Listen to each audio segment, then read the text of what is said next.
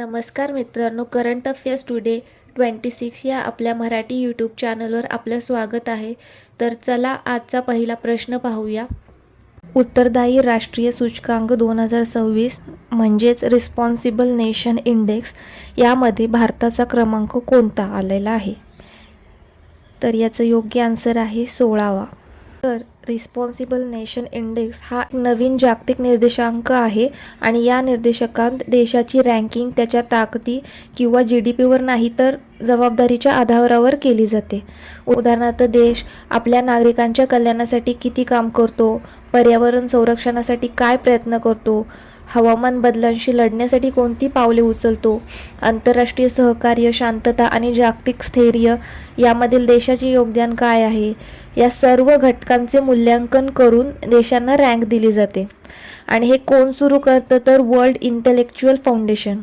हा निर्देशांक 19 जानेवारी 2026 रोजी नवी दिल्ली येथे लॉन्च करण्यात आलेला आहे. आणि लॉन्च कोणी केले तर भारताचे माजी राष्ट्रपती रामनाथ कोविंद यांनी.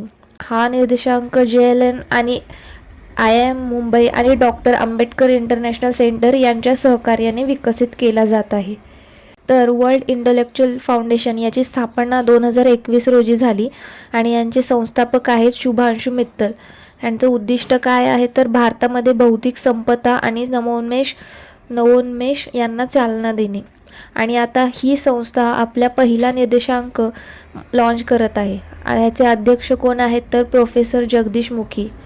याला भारताचा पहिला जागतिक स्तरावर आधारित निर्देशांक असे देखील म्हटले जात आहे. आणि ह्यामध्ये सर्वात टॉपला कोणतं आहे तर सिंगापूर फर्स्ट आहे, स्वित्झर्लंड सेकंड आहे आणि थर्डला आहे डेन्मार्क. आणि भारताची रँक आपण बघितली 16वी. आणि जर एकूण देशांमध्ये बघितली तर 154वी आहे देशामध्ये. आणि भारताचा स्कोर काय आहे त्यामध्ये तर 0.5515. तर लक्षात ठेवा. पुढील प्रश्न पाहूया. अलीकडे पद्मपानी पुरस्कार कोणाला देण्यात आलेला आहे? तर याचं योग्य आन्सर आहे इलैयाराजा. तर अलीकडे महान संगीतकार इलैयाराजा यांना 11व्या अजंता एलोरा आंतरराष्ट्रीय फिल्म फेस्टिवल 2026 मध्ये प्रतिष्ठित पद्मपानी लाईफटाईम अचीवमेंट पुरस्कार देऊन सन्मानित करण्यात आलेले आहे. आणि हा 11वा अजंता एलोरा फिल्म फेस्टिवल 2026 28 जानेवारी ते 1 फेब्रुवारी दरम्यान आयोजित केला जाईल. ठिकाण कोणते तर महाराष्ट्रातील छत्रपती संभाजीनगर येथे. पद्मपानी लाईफटाईम अचीवमेंट पुरस्कार हा पुरस्कार भारतीय सिनेमा आणि कला क्षेत्रात असाधारण व दीर्घकालीन योगदान देणाऱ्या व्यक्तींना दिला जातो. याचे महत्त्व काय आहे तर या पुरस्काराचे नाव अजंता गुहांमध्ये आढळणाऱ्या बोधिसत्व पद्मपानी या चित्रकलेवरून ठेवण्यात आलेले आहे आणि जे कला, करुणा आणि सर्जनशील समर्पणाचे प्रतीक आहे. पुरस्कार प्राप्तकर्त्यांना पद्मपानी समृद्ध चिन्ह आणि सन्मान प्रमाणपत्र आणि 2 लाख रुपये रोख दिले जातात. 2025ला हा पुरस्कार साई परांजपे यांना मिळाला. आणि इलैयाराजा हे मूळचे तमिळनाडूचे आहेत आणि यांना 2010ला पद्मभूषण आणि 2018ला पद्मविभूषण देखील मिळालेलं आहे. तर हे लक्षात ठेवा. पुढील प्रश्न पाहूया. तर आमे पढिबा आमा भासारे ही योजना कोणत्या राज्यात आणि कोणी सुरू केली? तर याचं योग्य आन्सर आहे ओडिसा. तर अलीकडे ओडिसा सरकारने आमे पढिबा आमा भासारे ही योजना सुरू केलेली आहे. याचा अर्थ आहे की आपण आपल्या भाषेत शिकू. ही एक शैक्षणिक योजना असून ती 5 वर्षासाठी सुरू करण्यात आलेली आहे. याचं उद्दिष्ट हे आहे की 3 ते 6 वर्षे वयोगटातील मुलांना त्यांच्या मातृभाषेत प्राथमिक शिक्षण देणे. आणि या योजनेत उद्घाटन ओडिशाच्या उपमुख्यमंत्री प्रभाती परिडे यांनी केलेली आहे. ही योजना पहिल्या टप्प्यात 6 जिल्ह्यांतील 6 आदिवासी भाषांमध्ये राबवली जाणार आहे. तर हे लक्षात ठेवा. पुढील प्रश्न पाहूया. तर कोक-बोरोक भाषा दिवस कोणत्या राज्यात साजरा केला जातो? तर याचं योग्य आन्सर आहे त्रिपुरा. तर अलीकडे त्रिपुरामध्ये 48वा कोक-बोरोक भाषा दिवस 19 जानेवारी 2026 रोजी साजरा केलेला आहे. 19 जानेवारी 1979 रोजी कोक-बोरोक या भाषेला त्रिपुराची अधिकृत भाषा म्हणून प्रथमच मान्यता मिळालेली होती. कोक-बोरोक ही त्रिपुराची प्रमुख आदिवासी भाषा आहे. कोक म्हणजे काय तर भाषा आणि बोरोक म्हणजे लोक. याचा अर्थ लोकांची भाषा. लक्षात ठेवा. तर बाकी त्रिपुराची राजधानी काय आहे तर अगरतला आणि मुख्यमंत्री आहेत माणिक साहा आणि राज्यपाल आहेत इंद्रसेन रेड्डी. त्रिपुरा रिलेटेड काही महत्त्वाचे करंट अफेअर्सचे प्रश्न बघूया. तर होसगीर फेस्टिवल कोकबोरोक भाषा दिवस हा आपण बघितला 19 जानेवारीला साजरा करतात. इथे महत्त्वाचे महोत्सव कोणते आहेत तर खर्चिम पूजा महोत्सव, गरिया पूजा महोत्सव, कैर पूजा इथे साजरा कैर पूजा. त्रिपुरा आणि बांगलादेशमधील सीमारेष याला झिरो लाईन म्हणून ओळखले जाते. त्रिपुरातील बरक कथाल येथे नवनिर्मित सिद्धेश्वरी मंदिराचे उद्घाटन करण्यात आले. मुख्यमंत्री नगर उन्नयन प्रकल्प योजना येथे राबवण्यात आली. CMने 7 योजना येथे सुरू केली. पूर्वोत्तर परिषदची 72वी पूर्ण बैठक ही आगरतळा त्रिपुरा येथे झाली. भाषिणी म्हणजेच भाषा इंटरफेस फॉर इंडिया सोबत करार करणारे पहिले पूर्वोत्तर राज्य देखील त्रिपुरा ठरले. मुख्यमंत्री बालिका समृद्धी योजना आणि मुख्यमंत्री कन्या आत्मनिर्भर योजना इथे राबवण्यात आली. जत्रा उत्सव इथे त्रिपुरा इथे होते. शेतकऱ्यांना सक्षम करण्यासाठी विकसित कृषी संकल्प अभियान इथे सुरू करण्यात आला होता. उल्हास नवभारत साक्षरता या कार्यक्रमाअंतर्गत तिसरे पूर्ण कार्यात्मक साक्षर राज्य त्रिपुरा ठरले. आणि त्रिपुराला बांगलादेशाशी जोडणारा पूल आहे तो कोणता तर मैत्री सेतू आणि फेनी नदी. तर हे महत्त्वाचे स्टॅटिक होते, हे पण लक्षात ठेवा. पुढील प्रश्न पाहूया. तर ब्रिक्स नेटवर्क युनिव्हर्सिटीमध्ये सामील होणारे एकमेव भारतीय राज्य कृषी विद्यापीठ कोणते? तर याचं योग्य आन्सर आहे पंजाब कृषी विद्यापीठ. तर अलीकडे ब्रिक्स नेटवर्क युनिव्हर्सिटीमध्ये सहभागी होणारे एकमेव भारतीय राज्य कृषी विद्यापीठ म्हणून पंजाब कृषी विद्यापीठ लुधियाना निवडले गेलेले आहे.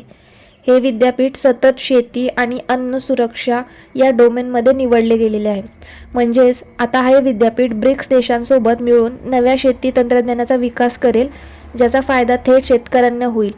ब्रिक्स नेटवर्क युनिव्हर्सिटी म्हणजे काय नक्की? तर हे ब्रिक्स देशांतील सर्वोत्तम व मोठ्या शैक्षणिक संस्थांचा समूह आहे. याचा उद्देश असतो की एकत्रित संशोधन करणे, विद्यार्थी व शिक्षकांसाठी एक्सचेंज प्रोग्राम राबवणे आणि शेती व अन्न सुरक्षेच्या आव्हानांवर संयुक्तपणे काम करणे.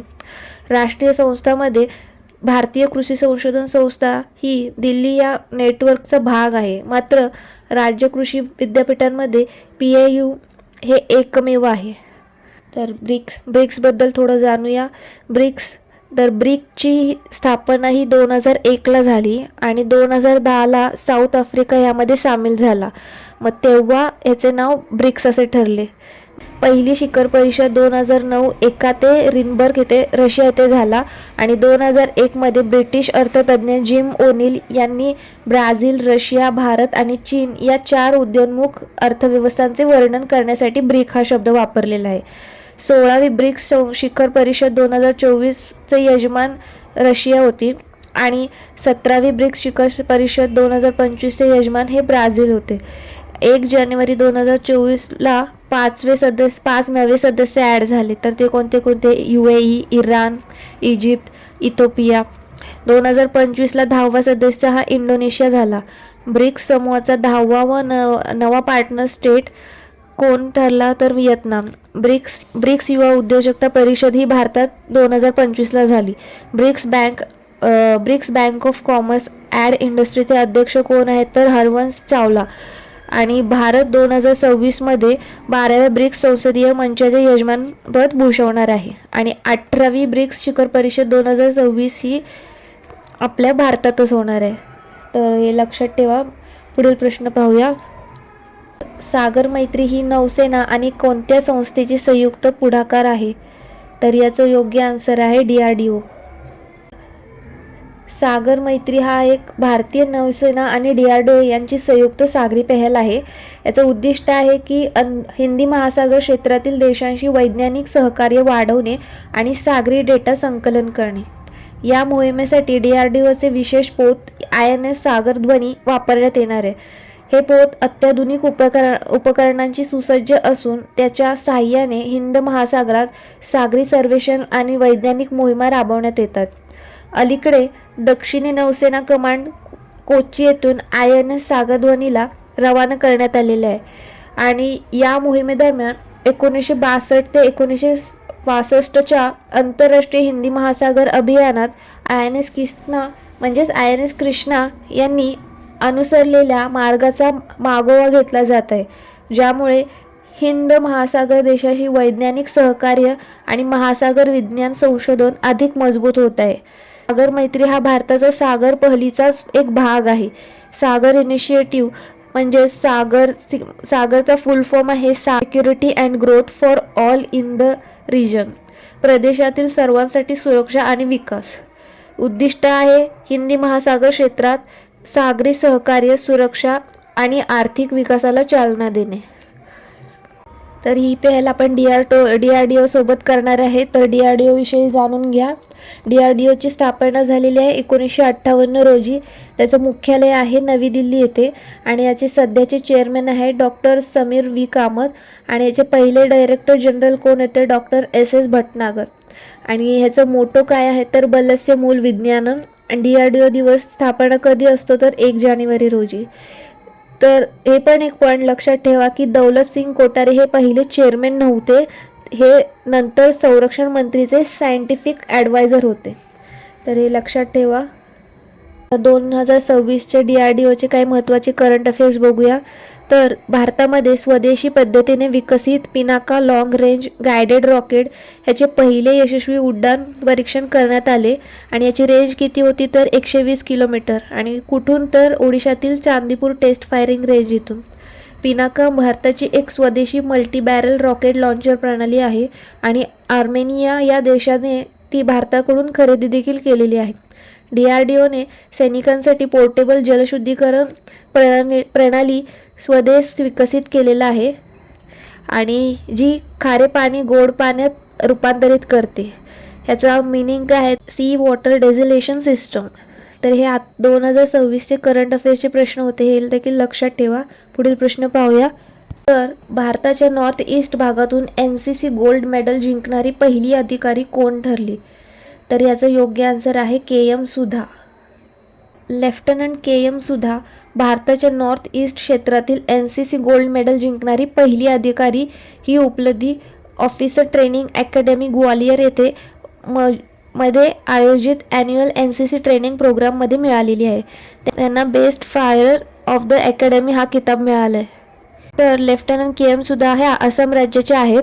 रॉयल ग्लोबल युनिव्हर्सिटीमध्ये हिस्ट्रीची असिस्टंट प्रोफेसर, NCCमध्ये असोसिएट NCC ऑफिसर म्हणूनही सेवा देत आहेत. या नॅशनल कॅडेट कॉर्प्स म्हणजेच NCC ही भारतातील यूथ डेव्हलपमेंट ऑर्गनायझेशन आहे, जे शाळा कॉलेजच्या विद्यार्थ्यांना आर्मी, नेव्ही, एअरफोर्स जी बेसिक ट्रेनिंग देऊन discipline, leadership, patriotism, responsible citizenship बनवते. NCC मिनिस्ट्री ऑफ डिफेन्स अंतर्गत काम करते आणि याची स्थापना 1948 रोजी झालेली आहे आणि याचे हेडक्वार्टर आहे नवी दिल्ली येथे आणि याचे सध्याचे डायरेक्टर जनरल कोण आहेत तर लेफ्टनंट जनरल वीरेंद्र वत्स. तर हे लक्षात ठेवा. पुढील प्रश्न पाहूया. तर पलानी वेणू गट या पुस्तकाच्या हिंदी आवृत्तीचे विमोचन कोणी केले तर याचं योग्य आन्सर आहे CP राधाकृष्णन.